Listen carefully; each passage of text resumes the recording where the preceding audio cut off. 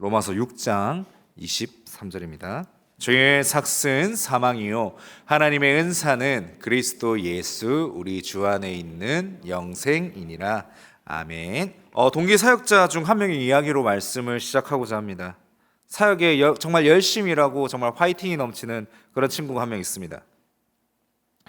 그 친구가 이제 하루는 청년들과 주일날 밤늦게까지 함께 교제하는 그런 시간이 있었습니다. 때마침 다음날 아침에 저희 동기가 이제 새벽기도 설교를 했어야 됐습니다. 그래서 이제 적당하게 놀다가 이제 적당하게 보내주려고 했는데 그날따라 청년들의 고민이 좀 많았나 봅니다. 그래서 이 새벽이 지날 때까지 이 교육자를 놓아주지 않았던 거죠. 그래서 이제 자의반 타의반으로 또 거의 새벽까지 청년들과 교제를 하고 이제 새벽교대를 위해서 잠이 들게 되었습니다. 1시간, 2시간 정도 자고 바로 이제 설교를 나가야 했습니다.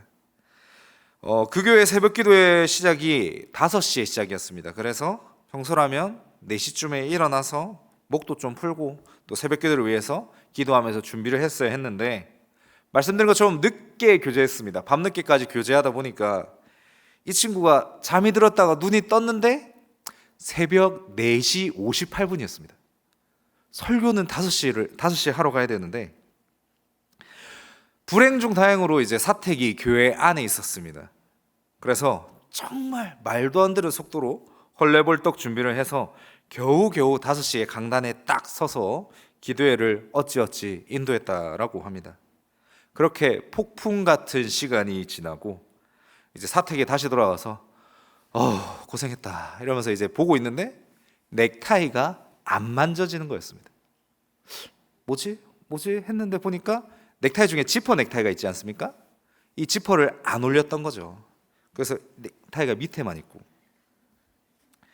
그걸 확인하자마자 소름이 쫙 돋았다고 합니다. 아예 안 보였으면 그나마 상관없었을 건데 달랑달랑 여기 이게 달려 있으니까 너무 소름이 돋았답니다. 물론 다행히 성도님들께서 정말 선한 마음으로 아이고 우리 목사님 고생하십니다 이러면서 좋게 넘어갔다 합니다. 근데 웃으면서 넘어간 그런 기억이 있었는데 그날을 돌아보면서 저희 동기가 내가 아직 그래도 많이 모자라구나 하면서 많이 반성했던 그런 시간이 있었다라고 합니다. 제 동기 이야기를 듣고 한 가지 깨달았던 부분이 있습니다. 분명 제 동기는 기도회 인도를 시작할 때부터 넥타이를 똑바로 매고 있지는 않았습니다. 맞습니다. 시작부터 그냥 넥타이가 여기 달랑달랑 이렇게 매달려 있던 상태였습니다. 그런데 이 동기는 거울을 통해서 자신의 모습을 확인한 그 순간부터 부끄러움을 알게 되었습니다. 처음부터 넥타이는 똑바로 매지 않았고 있었기 때문에 사실 처음부터 부끄러워했어야 했습니다. 이 넥타이를 제대로 매지 못한 것을 죄라고 가정해 보겠습니다. 죄를 짓고 있는 그 순간에도 부끄러움과 수치를 느끼지 못하였지만 이 넥타이를 제대로 매지 못한 것, 즉 나의 죄를 확인한 그 순간부터 이 부끄러움과 수치가 한 번에 확 왔다라는 겁니다. 마찬가지로 우리는 날 때부터 죄인입니다. 아담의 원죄로 인해서 아무리 인성이 좋고 아무리 착한 일을 많이 하고 아무리 교회에서 많은 일을 할지라도 태어날 때부터 사람은 죄인일 수밖에 없습니다. 우리가 예수님을 믿게 되고 이 죄를 깨닫기 전까지는 이 원죄로 인해서 부끄러움을 느끼지 않게 됩니다. 예수님을 믿기 전까지는요.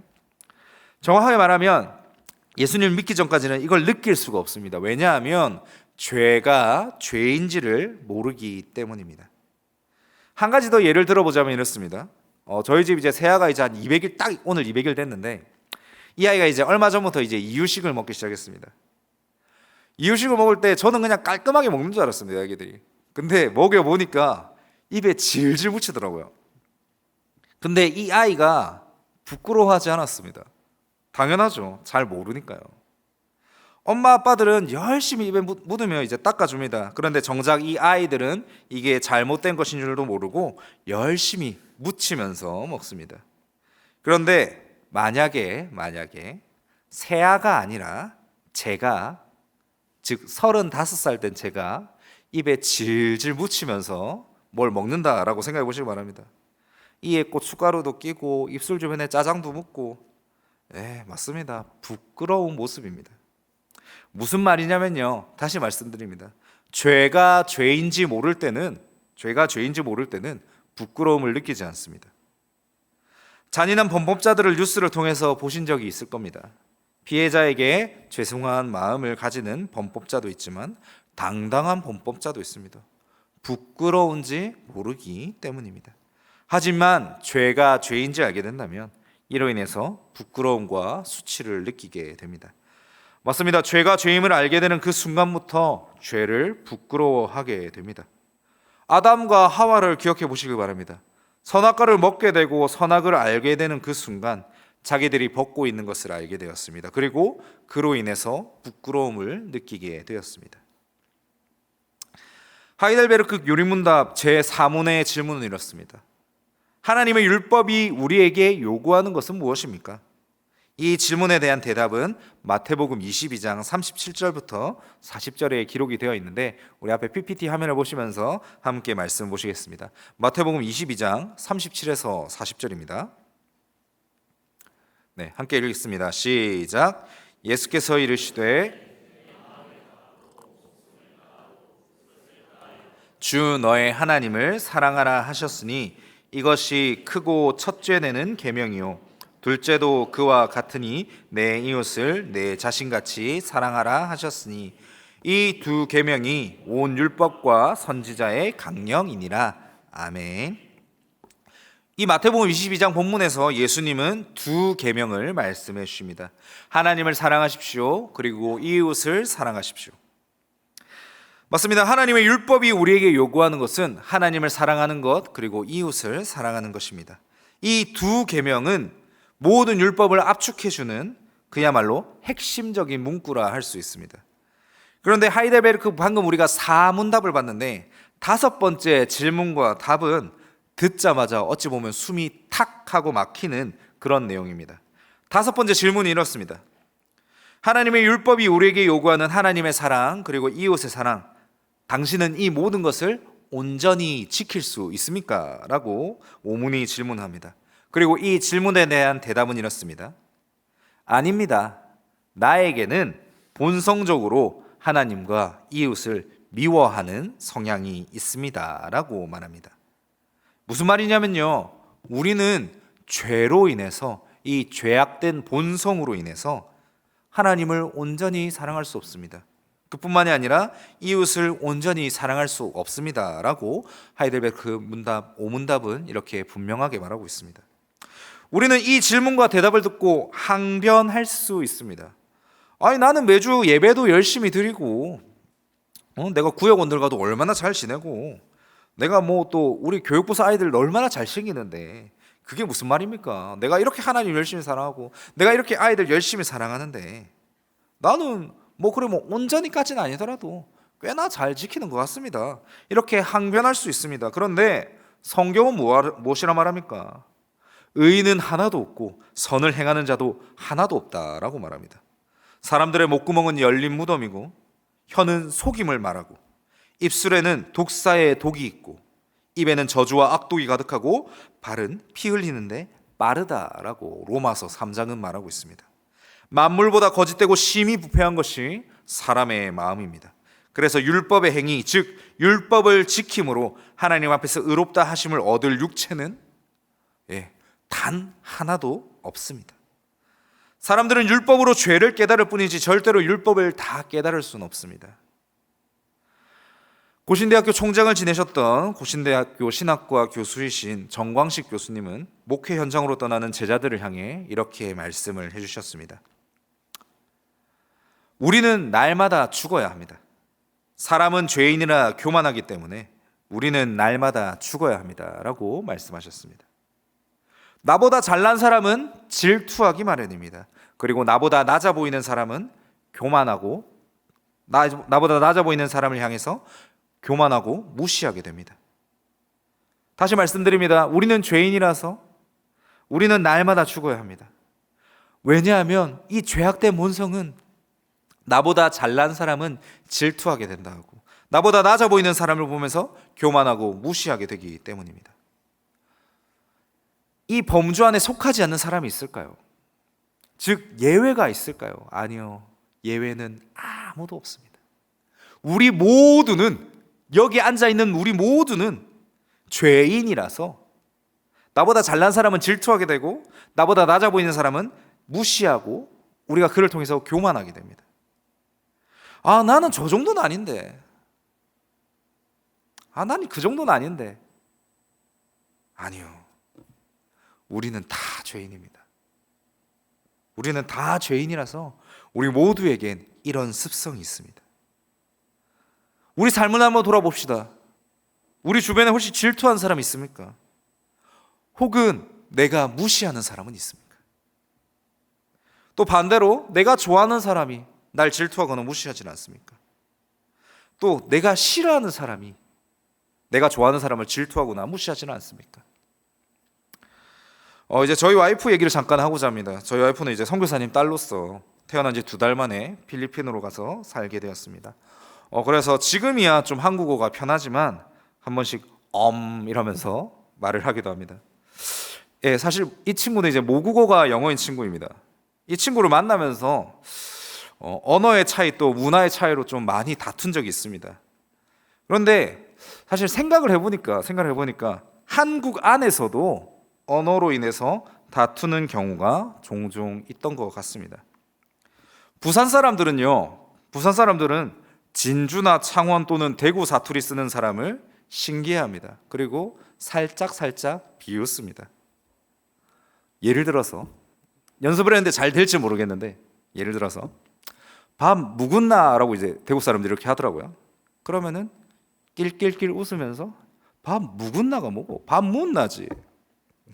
그리고 또 어제를 의제이라 한답니다. 의제가 뭐고 의제지 의제 이러면서 뭐 비웃고 뭐 무시하고 뭐 이런 경우가 종종 있다고 합니다. 저도 좀 그런 것 같더라고요. 그런데요, 부산 사람들은요 서울 사람들을 만나면 질투합니다. 줌마들 말투 좀 느끼하지 않나 이러면서 질투합니다. 서울 사람들은 어떨까요? 마찬가지로 부산 사람을 비웃습니다. 사투리 쓴다고요. 제가 저희 와이프한테 뭔가 좀 숫자를 셀 일이 있었습니다. 그래서 여보야 미안한데 이것 좀 세 알려줄래? 라고 했는데 그렇게 비웃음을 당했습니다. 세 알려가 사투리였습니다. 저도 몰랐거든요. 예. 서울 사람들은 그러면 질투 안 할까요?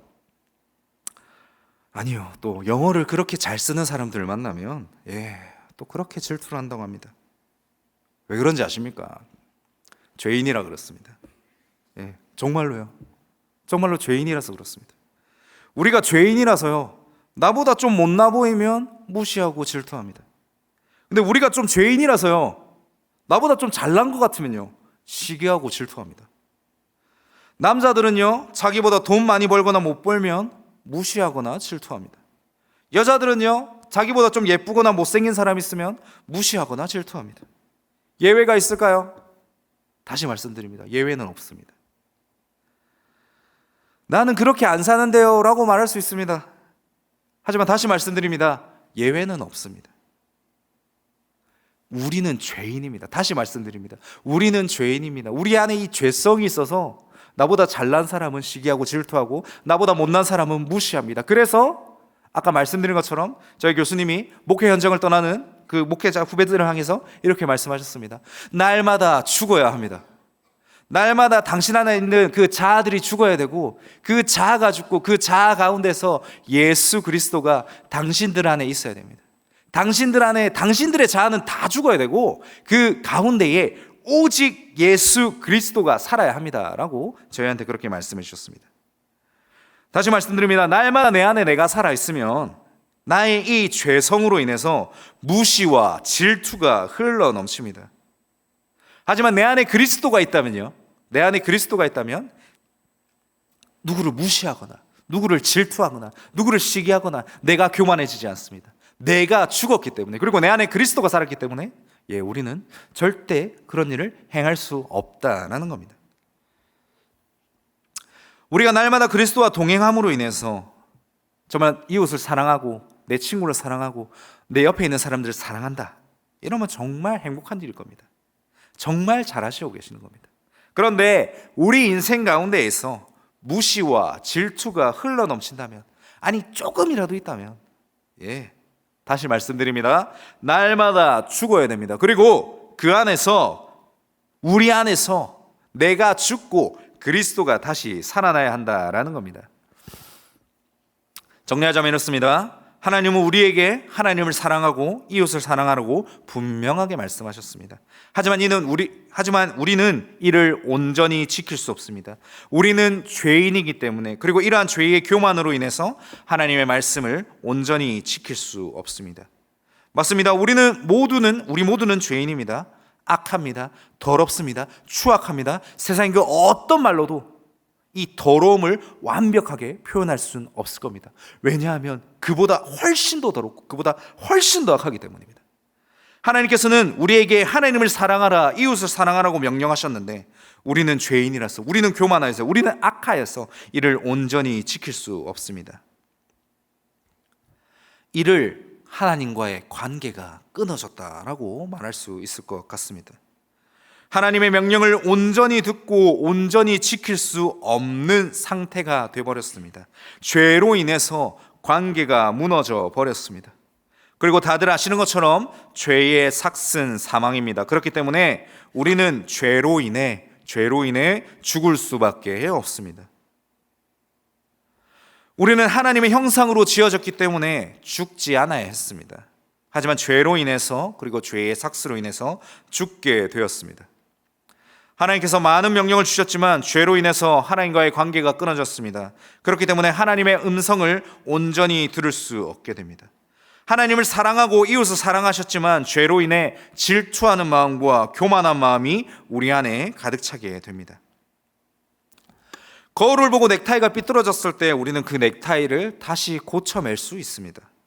하지만 죄의 문제는요, 차원이 다릅니다. 말씀을 통해서, 그리고 율법을 통해서 우리에게 죄가 있는 것을 확인할 수는 있습니다. 말씀과 율법은 하나님을 알려줌과 동시에 우리의 죄악을 마치 거울처럼 분명하게 보여줍니다. 그런데 이것을 넥타이 고치는 것처럼 쉽고 간단하게 고칠 수가 없습니다. 아니, 우리가 아무리 노력하고 아무리 해결하려고 해도 사람의 힘과 어떤 장점으로 이 죄의 문제를 사람 스스로는 해결할 수가 없습니다.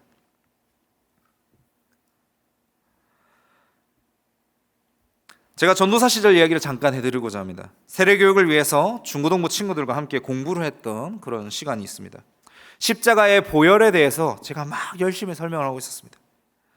근데 이 친구들 중에서 진짜 똘똘한 친구가 한 명 있었습니다. 그 친구가 저에게 이런 질문을 했습니다. 전도사님, 제가 예수님도 믿고 십자가도 믿겠습니다. 알겠습니다. 그런데 굳이 십자가에 달려 죽으셔야 했습니까? 아니, 말씀으로 세상을 지으신 분이신데 그냥 말로 죄를 씻어주시면 안 됐습니까? 왜 굳이 우리 예수님께서 십자가에 달려 죽으셨습니까? 이런 질문을 중학교 2학년짜리 친구가 저한테 했었습니다. 정말 대단하지 않습니까? 맞습니다. 아이의 말처럼 만물을 말씀으로 지으신 하나님이신데 굳이 말씀으로도 죄를 씻어주실 것 같은데 왜 예수님께서 십자가에 달려 죽으셔야 했을까? 왜 십자가에서 달려 죽으셔야지만이 이 죄의 문제가 해결될까? 이렇게 질문을 저에게 딱 하더라고요. 자, 왜 그렇습니까? 왜 예수님께서 십자가에 달려 죽으셔야만 했습니까? 이 죄는 먼저 사람이 잘못한 것입니다. 사람이 잘못했기에 사람이 책임을 져야 합니다. 그리고 죄 없는 사람으로 인해 죄가 시작되었기 때문에 반드시 죄 없는 사람이 이 죄를 해결해야만 했습니다. 이를 이해하려면 구약시대 때의 제사를 기억해 볼 필요가 있습니다. 구약시대에서 제사를 드릴 때 동물을 죽입니다. 동물을 대속물로 죽입니다. 내 죄를 대신해서 동물을 잡아 죽입니다. 그리고 분기별로 시간과 기회가 될 때마다 이런 제사를 드립니다. 그런데 이러한 제사는 완전한 제사라고 할 수는 없을 것 같습니다. 말씀드린 것처럼 죄 없는 사람이 잘못했기 때문에 죄 없는 사람이 이 죄를 갚아야 합니다. 아무리 동물을 대신 죽인다 할지언정 이 제사는 완전한 제사가 될 수 없습니다. 아무리 소를 많이 잡고 아무리 양을 많이 잡아도 아무리 비둘기를 많이 잡아도 맞습니다. 사람이 잘못했기 때문에 사람이 대신 죽어야 했습니다. 그리고 말씀드린 것처럼 죄 없는 사람이 잘못했기 때문에 죄 없는 사람이 이 죄를 갚아야 합니다. 아무리 동물을 대신 죽인다 할지언정 이 제사는 완전한 제사가 될 수 없습니다. 그리고 아무리 많은 사람을 죽인다 할지어도 이 제사는 완전한 제사가 될 수 없습니다. 왜냐하면 죄 없는 사람이 죽어야 했기 때문입니다. 죄 없는 사람이 이 죄를 대신해서 값을 치러줘야 하는데, 그렇다면 이 죄를 없애기 위해선 죄 없는 흠 없는 사람이 내 죄를 대신해서 죽어야 할 것입니다. 그런데 우리가 잘 아는 것처럼 원죄가 없는 사람은 없습니다. 즉 죄가 없는 사람이 대신 값을 치러줘야 하기 때문에 이 죄는 완벽하게 해결될 수가 없었습니다. 그래서 하나님께서는 사랑하는 자신의 아들을 동정녀의 몸에서 나게 하셨습니다. 모든 사람은 죄의 문제를 해결할 수 없습니다. 말씀드린 것처럼 자신이 죄를 가지고 있기 때문입니다. 하나님께서는 우리를 너무나 사랑하십니다. 그리고 이 죄의 문제를 해결하시기를 원하십니다. 그래서 죄 없는 사람을, 자신의 아들을 친히 이 땅 가운데 보내주셨습니다. 그리고 죄 없으신 그분께서 우리 죄를 대신하여서 친히 십자가에 달려 죽으셨습니다. 말씀만으로도 충분한 그분께서 하늘에서 그냥 가만히 영광을 누리셔도 아무런 비판과 비난을 할 수 없음에도 불구하고 그분께서는 우리를 너무나 사랑하셔서 이 땅 가운데에 친히 오셨습니다. 그리고 우리의 죄를 대신해서 죽으셨습니다. 정리하자면 이렇습니다. 구약에서는 동물들이 우리의 대속물이었습니다. 하지만 그 제사들은 완전하진 않았습니다. 죄 없는 사람이 죽어야 했기 때문입니다. 그래서 우리의 죄를 씻어주시기 위해서 예수님이 십자가의 대속물로서 친히 달려 죽으셨습니다. 그러므로 인해 우리의 죄의 문제는 완벽하게 해결될 수 있었습니다. 그런데 하나님의 역사는, 하나님 나라의 역사는 거기서 끝나지 않았습니다. 죄의 삭신 사망으로 인해서 예수님은 분명하게 죽으셨습니다. 하지만 3일 후에 예수님은 죽음을 이기시고 다시 살아나셨습니다. 다시 말씀드립니다. 죄의 삭신 사망을 이기셨습니다. 즉 죄를 이기셨습니다. 예수님께서는 죄를 이기시고 부활하셨습니다. 하나님의 아들이시자 삼위 하나님이신 그분께서는 친히 죄를 이기시고 부활하셨습니다. 사람이 잘못했기에 하나님께서는 예수님을 사람의 몸으로 보내셨고, 완전하신 신이신 그분께서는 절대 이길 수 없을 것처럼 보였던 이 죄의 문제를 해결하셨습니다. 즉 우리가 율법을 바라볼 때에 온전히 이룰 수 없었던 이 죄의 문제를 주님께서는 한 번에 해결하셨으며, 그런 해결로 인해서 우리는 죽음을 이길 수 있다라는 것을 확인할 수 있습니다. 즉 죄로 인해서 죽고 그냥 죄의 노예로, 죽음의 노예로 끌려가며 사는 것이 아니라 죄를 이길 수 있음을, 우리 인생에도 소망이 있음을 우리는 확인할 수 있게 됩니다. 사랑하는 성도 여러분, 오늘 말씀을 다시 한번 읽어보겠습니다. 로마서 6장 23절 함께 읽어보겠습니다. 시작. 죄의 삭은 사망이요 하나님의 은사는 영생이니라. 아멘. 죄의 삭스로 인해서 죽을 수밖에 없던 우리는 하나님의 은사, 하나님의 선물, 그리스도 예수, 그리고 우리 주 안에 있는 그분으로 말미암아 영원히 살게 되었습니다. 여러분, 지옥이 왜 무서운지 아십니까? 뜨거운 불이 있어서 지옥이 무서울까요? 아니면 마귀들이 득실되는 곳이라서 지옥이 무서울까요?